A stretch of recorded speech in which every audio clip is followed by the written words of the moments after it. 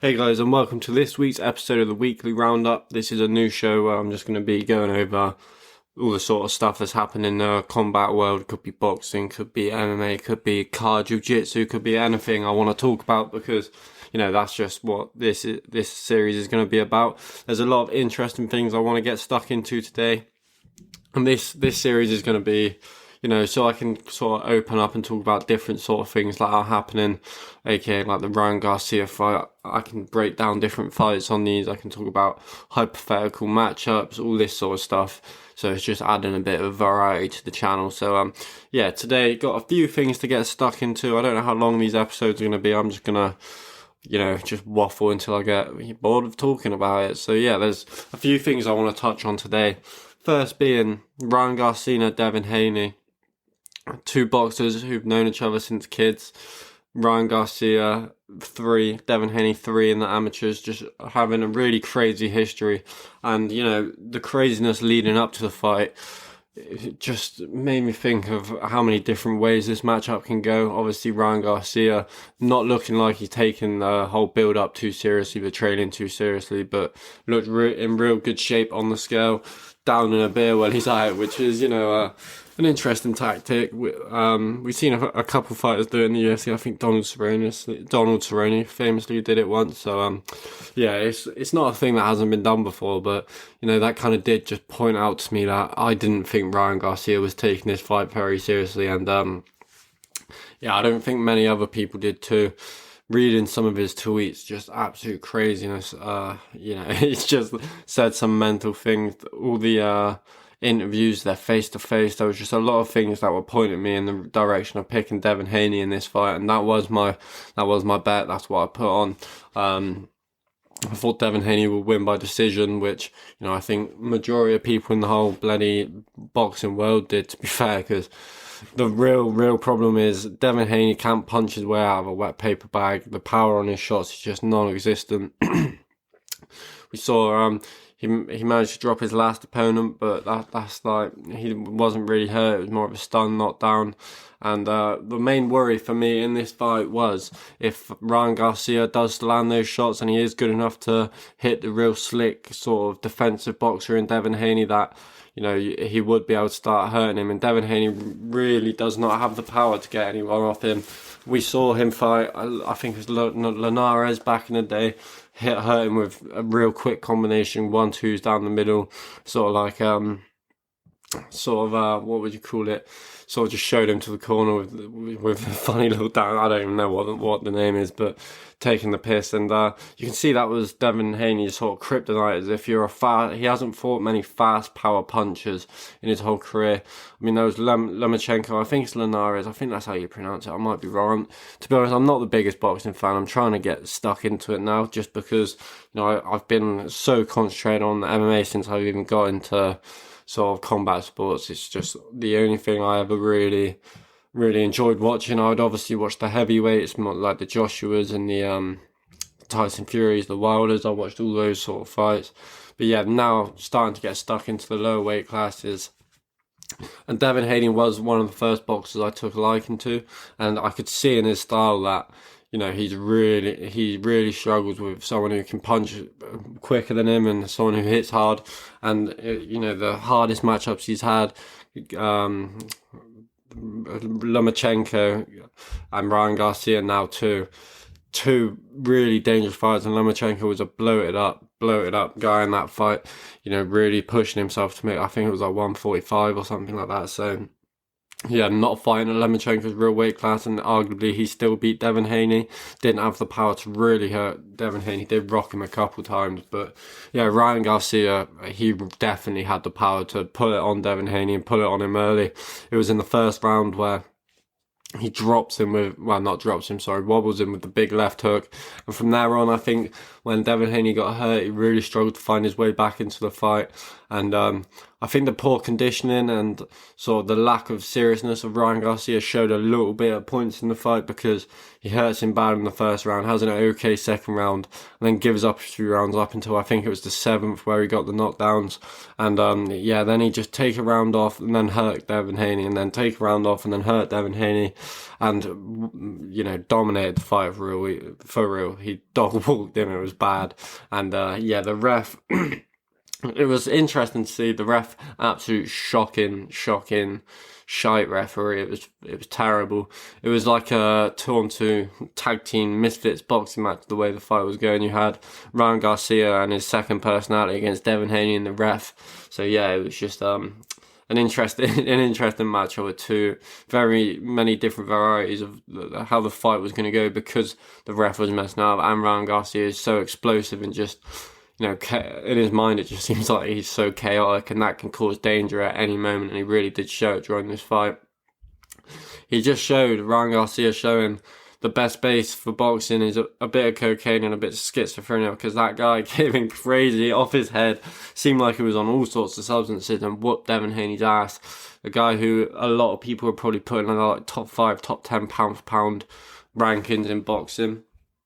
And Ryan Garcia beat the shit out of him, missing weight by, I think it was 3.5 pounds, having to pay Devin Haney 1.5 mil in damages, because, stupidly he agreed in the weigh-in that if he misses weight by every pound is 500k. So, Devin Haney, still the undisputed champ, and at 1.5 mil up for, he took out Ryan Garcia's bank account. So, I'm sure he's taken that with any bit of dignity he can. I saw the most embarrassing thing. You guys won't believe it. It's Devin Haney doing like victory dances on his Instagram and shit, because, technically he's still the undisputed champ because Ryan Garcia missed weight. And I've got a theory to put out there for you guys. I'm interested to see if anyone else agrees with this. I think Ryan Garcia missed weight on purpose, because, I think he weighed in at like 147 or something. It was meant to be 145. Don't quote me on that. But yeah, him missing weight, he doesn't have to. If he wins the title, then he'd have to stay and defend mandatory fights. He'd have to defend at that weight class. He'd have to fight a lot of people at 140, which isn't ideal for him. But now he can kind of move up and get a massive fight. Like, he is truly one of the faces of boxing now. He can get a rematch with Tank, and maybe negotiate on his terms, because let's be real, the version that Tank Davies fought of Ryan Garcia was not the same guy that Devin Haney fought. Devin Haney didn't have to weight drain him to try and get Ryan Garcia at his weakest moment by adding that rehydration clause. And he looked like a completely different guy. The speed, the power. Ryan Garcia, shown with that one, he is not this TikTok boxer that some boxing enthusiasts think that he is. For ages, we've known Ryan Garcia as the real deal in certain aspects. He's not the sharpest sort of skill-wise, but the natural abilities he brings into fights are just insane. The power on his shots, the speed on his shots, makes up for that lack of sort of fundamentals that he does have, which, I think is overused a bit as well. Ryan Garcia showing a great jab in that fight, showed great jabs against Luke Campbell, against Fortuna as well. Really, really showing some great boxing skill in those fights. He is backing up more than a hooker on the LA Strip, though. Let's be real, like, the way his defense is a bit crazy. That shoulder roll into the slut drop, would you call it? I don't even know what that defense is called, but yeah, he's moving mad out here with that. But it's effective. It throws people off. We saw it in his last fight. We saw it in this one. Devin Haney throwing those. I don't even know what you'll call the punches, but they were abysmal. If I'm going to say that, the body shots trying to hit him in the kidneys, I think, when he's bending over. It was a weird spectacle, but it was effective. If you're not used to someone fighting like that, they're kind of hiding their head very well. At the same time, they're not turning their back, which Bill Haney was complaining about. Bill Haney, in my opinion, showed to be an absolute knobhead in this whole build-up. I do not rate that guy. He's just trying to steal the centre of attention the whole time.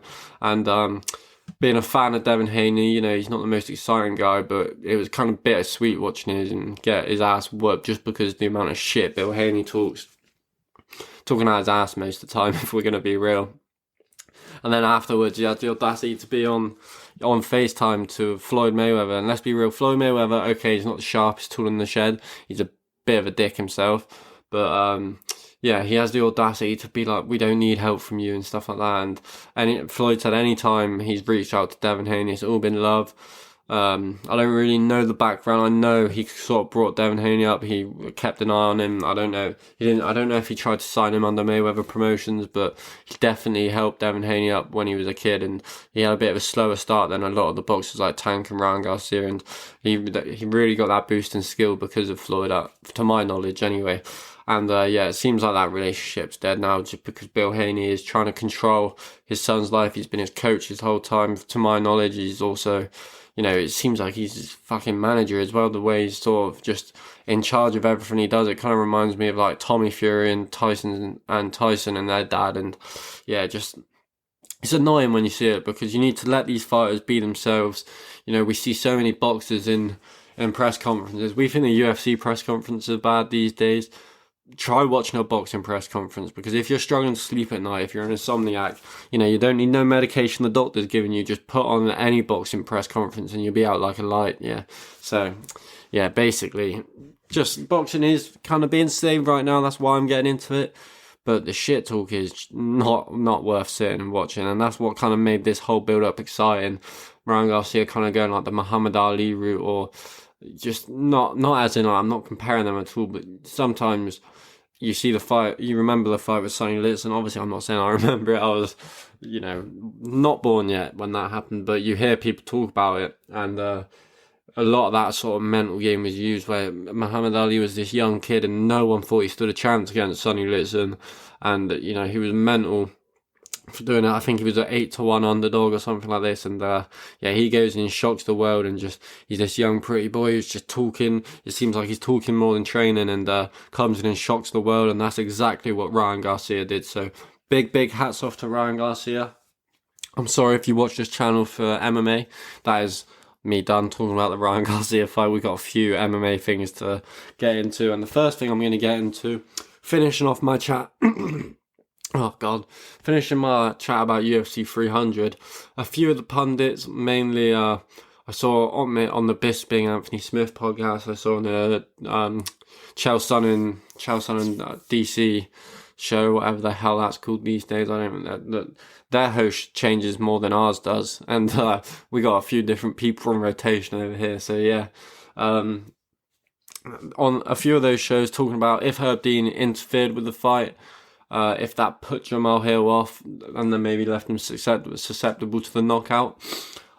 I'm not agreeing with DC, Daniel Cormier, or any of these other guys who've been saying this, but I think there is a point to be made in the fact, if a ref steps in and stops a fight, he puts his hand on the fighters. We've seen it many times with stoppages, and a lot of weird stoppages where they go to stop it. I think there was a Cain Velasquez fight that Herb Dean did back in the day, maybe against JDS, where he was beating JDS's ass, and Herb Dean tried to stop it, or the other way around. I know they had a few fights, I can't remember off the top of my head, but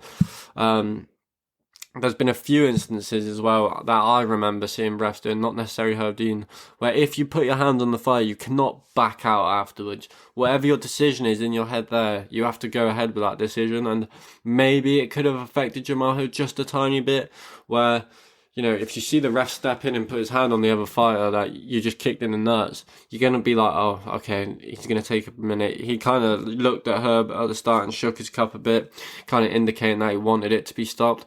But as soon as Herb Dean steps in, Alex Pereira shoves him away and, you know, proceeds to get one of the most badass knockouts I've ever seen.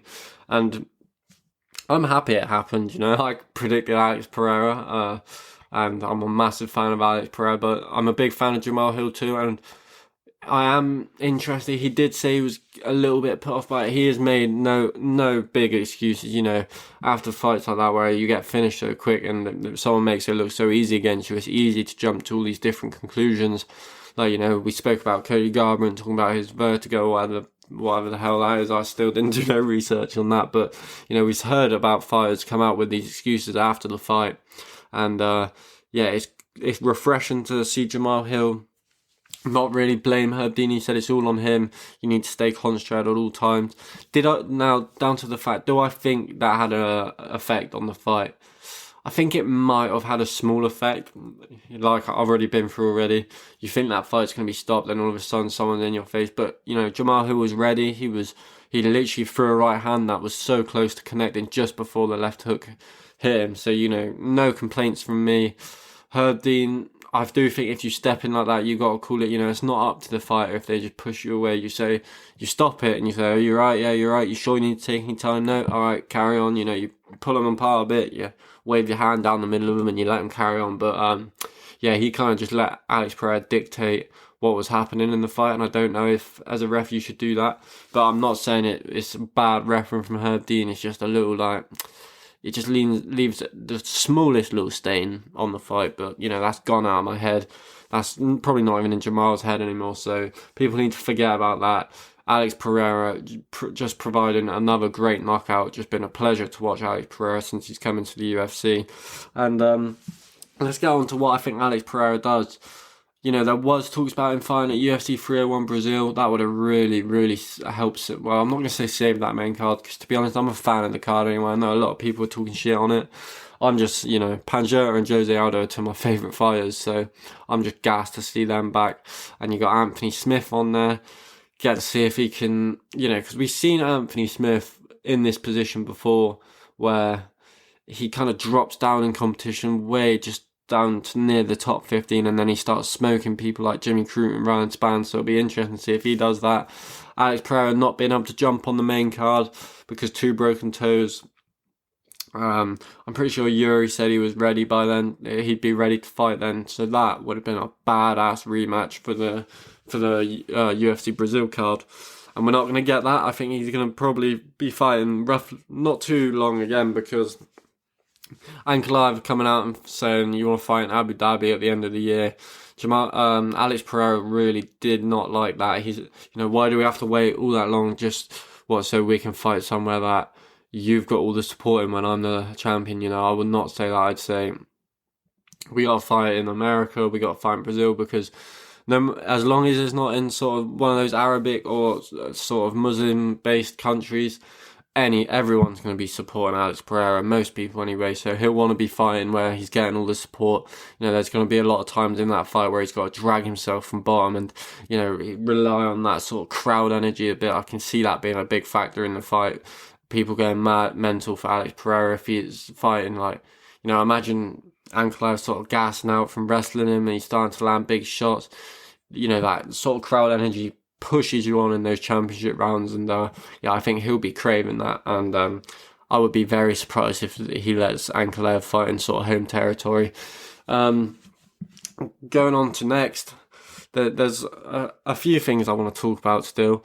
Talking about Yuri Prochazka, probably one fight away from the light heavyweight title, but interestingly, he's been talking about if he does go back up to if he does go and win the light heavyweight title, light heavyweight again, that he can cut down to middleweight, which to me seems insane. He looks like a huge guy, but just a few matchups from the middleweight division, if he could make weight successfully, I think he would have a lot of success in that middleweight division. I just can't even picture it in my head that he'd be able to make that weight.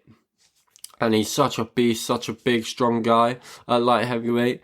Him dropping down just would shock me. But, I thought the same about Jose Aldo. I thought the same about Edson Barboza.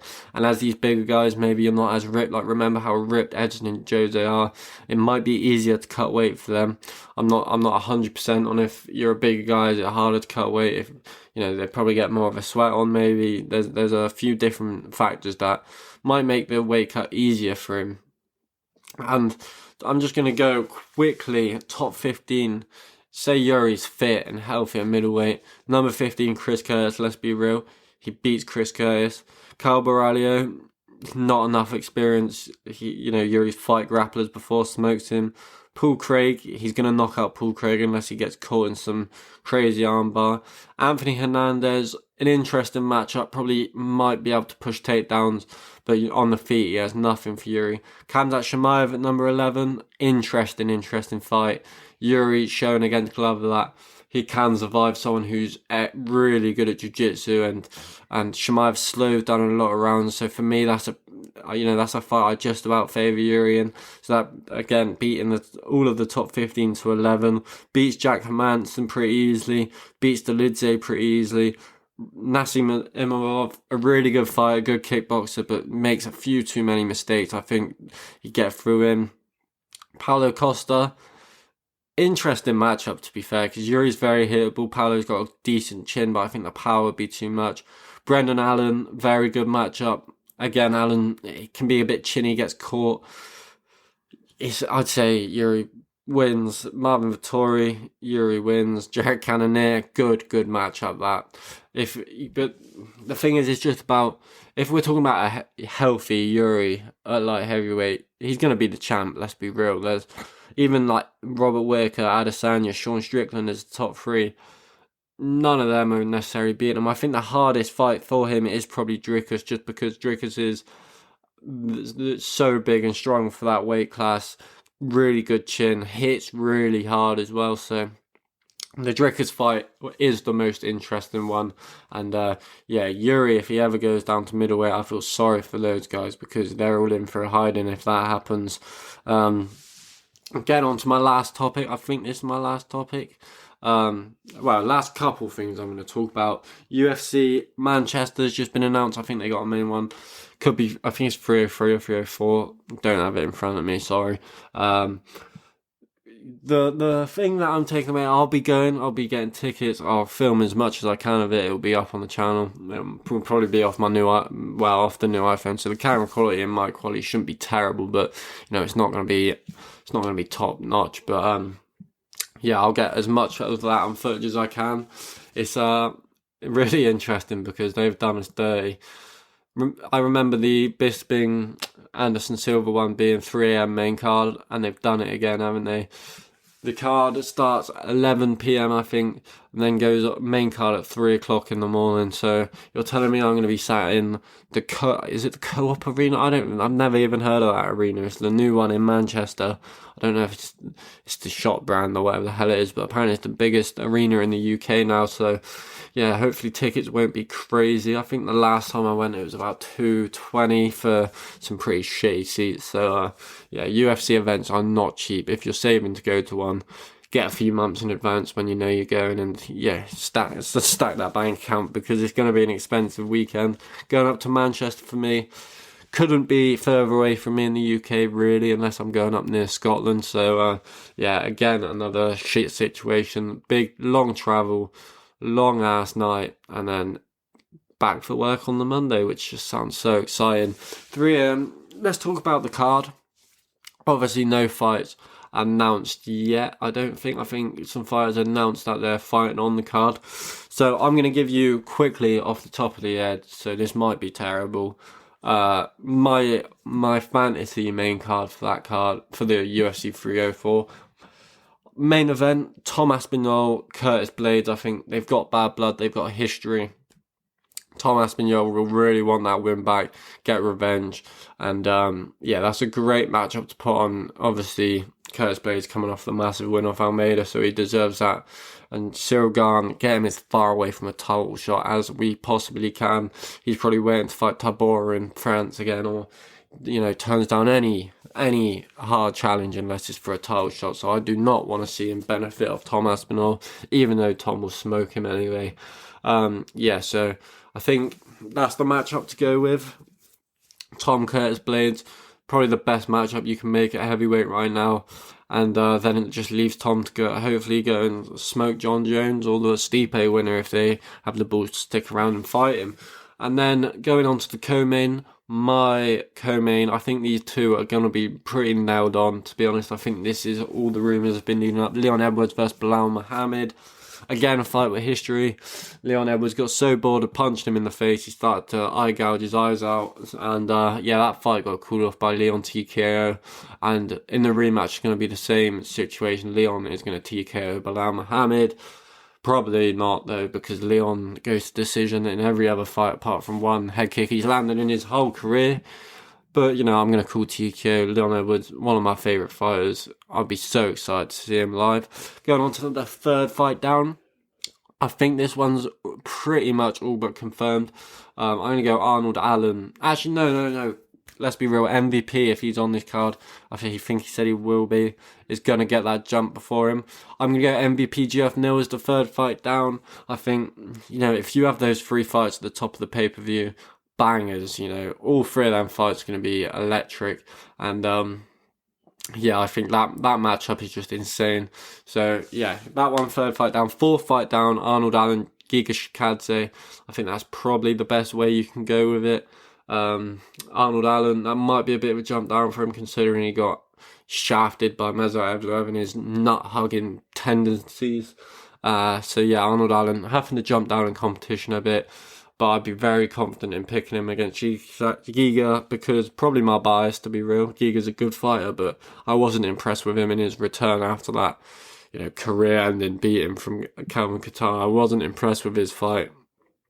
Who did he fight? It was Alex Caceres. Alex Caceres is on a decent run. He's been looking a lot better recently, but you know, that was a pretty close fight. I think Alex Caceres really hurt his hand in that fight, and you know, yeah, Giga just got the nod.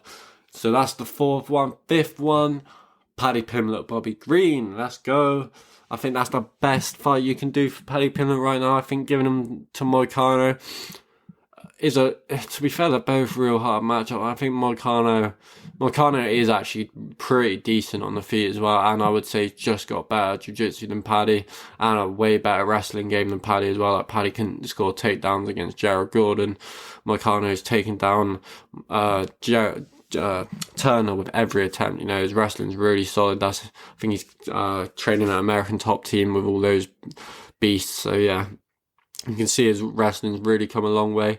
Bobby Green, on the other hand, has great takedown offense and will beat the shit out of Paddy on the feet. So it's just if Paddy can get that to the ground, and that's the way he makes that a competitive fight. The Moicano one, if I was going to fight Moicano for Paddy, I'd tell Paddy to swarm him, rely on your good chin and land a big shot. The same with Bobby Green.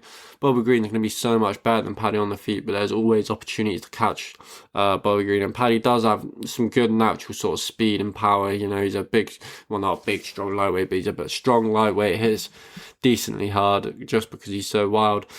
And yeah, I think that's my 5 fights that I'd love to see at UFC Manchester.